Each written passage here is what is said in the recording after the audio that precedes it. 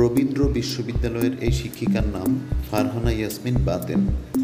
তিনি ওই বিশ্ববিদ্যালয়ের ১৪ জন শিক্ষার্থীর মাথার চুল কেটে দিয়েছেন।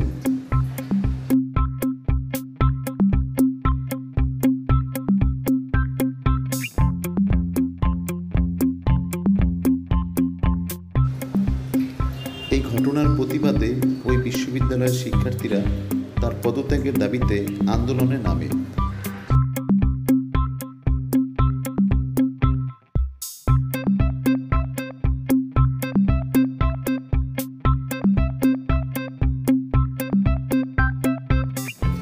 এক পর্যায়ে পুরো বিশ্ববিদ্যালয় উত্তাল হয়ে গেলে তিনি পদত্যাগ করতে বাধ্য হন।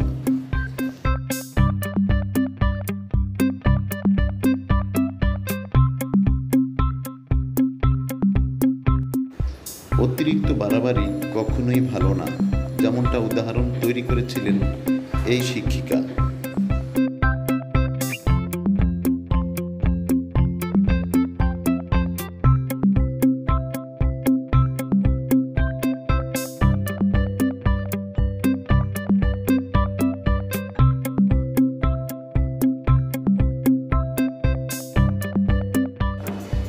কেন চুল কাটতে বাধ্য করেছিলেন তিনি?